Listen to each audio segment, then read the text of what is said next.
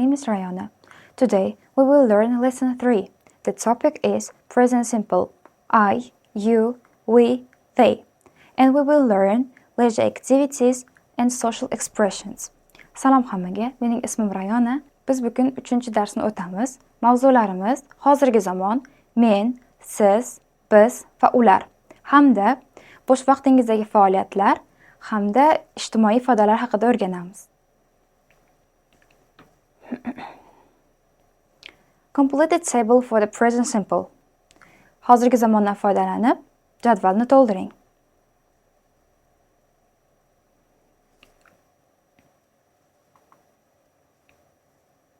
Let's check your work. Javoblarimizni tekshirib olamiz. The first of all, we have got positive and negative sides. Bizda bo'lishli shakli hamda inkorlar bor. Masalan, you work. In negative, you don't work. Ijobiy shaklda siz ishlaysiz. Inkor shaklida esa siz ishlamaysiz. Next one is he or she works or washes. In negative form, she or he doesn't work. Bo'lishli shaklida u ishlaydi, inkorda esa u ishlamaydi. The next one is it.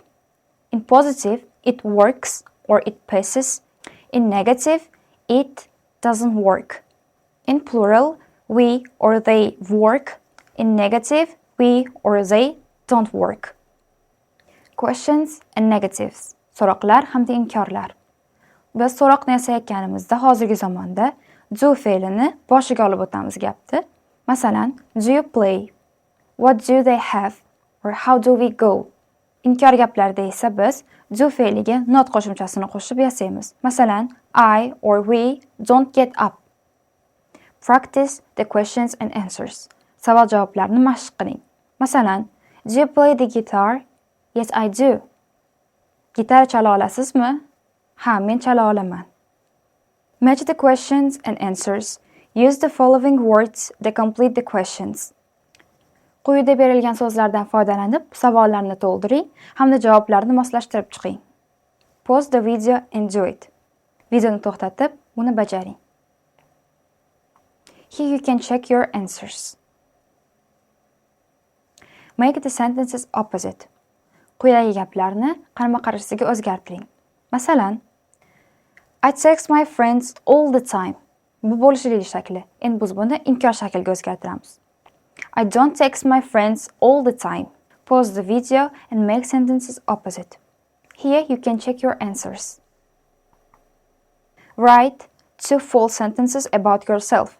Ask a partner to correct them. O'zingiz haqingizda 2 noto'g'ri gap yozing va do'stingiz buni to'g'rilasin. For example, I like playing football. No, you don't like football, you hate it. Masalan, men futbolni yaxshi ko'raman. Yo'q, sen futbolni juda ham yomon ko'rasan.